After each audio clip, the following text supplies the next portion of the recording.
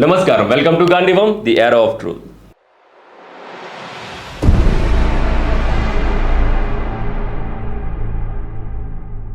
అంతర్జాతీయ మీడియా సంస్థ BBC British broadcasting company ఆడుతున్న ఒక ప్రమాదకరమైన ఆట గురించి మనం ఇప్పుడు మాట్లాడుకోవాలి. భారత్ పట్ల, ముఖ్యంగా ఇక్కడి హిందూ సమాజం పట్ల నిరంతరం విషం చిమ్మడమే పనిగా పెట్టుకున్న ఈ సంస్థ తాజాగా ఇస్లామోఫోబియా అనే పదాన్ని అడ్డం పెట్టుకొని ఢిల్లీ ప్రజలను దోషులుగా నిలబెట్టే ప్రయత్నం చేస్తోంది. కాశ్మీరీ జర్నలిస్ట్ అయిన గఫీరా ఖాదర్ ద్వారా ఒక వీడియోను వదిలి ఢిల్లీలో ఆమెకు ఇల్లు అద్దెకు దొరకడం లేదని, దానికి కారణం ఇక్కడి ప్రజలు ముస్లింల పట్ల చూపిస్తున్న వివక్షనేనని నమ్మబలికే ప్రయత్నం చేసింది ఆమె. కానీ ఒక అబద్ధాన్ని 1000 సార్లు చెప్పినా అది నిజం ఎప్పటికీ కాదు. నిజానికి ఈ దేశ భద్రతను కాపాడుకోవాలని చూస్తున్న సామాన్య పౌరులపై నిందలు వేయడం బీబీసీకి అలవాటుగా మారింది. ఈ అజెండా వెనుక ఉన్న అసలు నిజాన్ని విశ్లేషిస్తూ ఓప్ ఇండియా ఒక వీడియో రిలీజ్ చేస్తే దానిని సోషల్ మీడియా దిగ్గజం మెటా అన్యాయంగా డిలీట్ చేసేసింది. అంటే నిజం చెప్పే గొంతును నొక్కేయడమే వీరి ప్రధాన లక్ష్యం అని మనకి అర్థమవుతుంది. మార్చి 9వ తేదీన యూట్యూబ్లో వచ్చిన ఈ వీడియోను కొన్ని నిమిషాల్లోనే డిలీట్ చేసింది ఈ మెటా సంస్థ. దానికి వారు చెప్పిన కారణం వింటే మనకి నవ్వు వస్తుంది. ఆ వీడియో ఉగ్రవాదాన్ని ప్రేరేపిస్తుందంట. వాస్తవాలను చర్చించడం ఉగ్రవాదం ఎలా అవుతుందో మన జుగర్బర్గ్ గారే చెప్పాల్సి ఉంటుంది.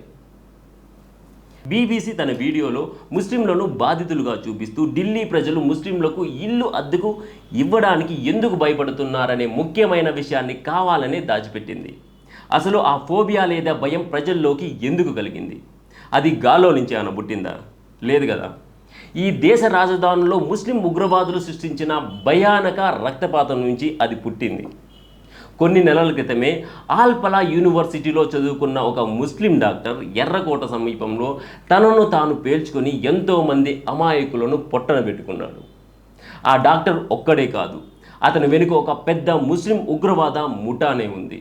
వాళ్ళంతా ఎక్కడ ప్లాన్ చేసుకుంటారు? వాళ్ళు ఎక్కడ నివసిస్తారు? వాళ్ళంతా ఢిల్లీ పరిసరాల్లోనే అద్దెకు ఇల్లు తీసుకొని సామాన్య ప్రజల మధ్య ముస్లింలుగా ఉంటూ ఈ విధ్వంసానికి కుట్ర పన్నుతున్నారు. ఇలాంటి చేదు నిజాలను బీబీసీ ఎందుకు చెప్పడం లేదు? ఒక అద్దెకు ఇచ్చే సామాన్య వ్యక్తికి తన ప్రాణం మీద, తన ఆస్తి మీద ఆందోళన ఉండదా? తన ఇంట్లో చేరిన వాడు రేపు దేశానికి ముప్పుగా మారుతాడేమో అన్న భయం కలగడం తప్ప? ఇదెక్కడ తప్పండి? ఇలాంటి సహేతుకమైన కారణాలను విశ్లేషించకుండా కేవలం విక్టిమ్ కార్డును వాడి ముస్లింలపై వివక్ష జరుగుతోందని భారతీయులను మదోన్మాదులుగా చిత్రీకరించడం బీబీసీ బ్రిటిష్ బ్రాడ్కాస్టింగ్ కంపెనీ చేస్తున్న నీచమైన రాజకీయం కాదా ఇది? సామాన్యుల భద్రతా ఆలోచనలను కించపరుస్తూ కేవలం ముస్లింల వైపు నిలబడి కథనాలు అల్లడం బీబీసీకి వెన్నతో పట్టిన విద్య. గతంలో ముస్లిం తీవ్రవాదులు చేసిన దాడులు, ఆ దాడుల వల్ల కలిగిన ప్రాణ నష్టం, ప్రజల్లో నెలకొన్న భయాలు వీరికి కనిపించవు. కేవలం ఒకే వైపు ప్రచారం చేయడం ద్వారా అంతర్జాతీయ స్థాయిలో భారత్ ప్రతిష్టను దెబ్బతీయడమే వీరి ప్రధాన అజెండా. ఓప్ ఇండియా చేసిన తప్పల్లా ఈ ద్వంద్వ నీతిని ప్రశ్నించడమే. ఒక జర్నలిస్ట్ అని చెప్పుకుంటూనే వ్యక్తి తన మత అజెండా కోసం సమాజాన్ని నిందించడం సరైనదేనా? ఇలాంటి తప్పుడు ప్రచారాలను అడ్డుకోవాల్సిన మెటా వంటి సంస్థలు వాస్తవాలను చెప్పే వారిపై నిషేధం విధించడం ప్రజాస్వామ్యాన్ని నవ్వులు పాలు చేయడం కాదా? నిజానికి ప్రమాదకరమైన వ్యక్తులు ఎవరు? దేశ భద్రత కోసం ఆలోచించే సామాన్య ప్రజల, లేక అబద్ధాలతో సమాజాన్ని విడగొట్టే బీబీసీ లాంటి సంస్థల? ముస్లింలందరినీ బాధితులుగా చూపిస్తూ హిందువులను వేటగాళ్ళుగా చిత్రీకరించే ఈ విధానం ఇక సాగదు. మనం గమనించాల్సింది ఏమిటంటే ఇక్కడ సమస్య కేవలం మతం కాదు, ఇక్కడ సమస్య భద్రత. చదువుకున్న ముస్లిం యూత్ కూడా ఉగ్రవాద బాట పడుతున్న వేళ సామాన్యులు జాగ్రత్త పడడంలో తప్పేముంది? కానీ ఆ జాగ్రత్తను ఇస్లామోఫోబియా అని ముద్ర వేసి అవమానించడం అత్యంత నీచం.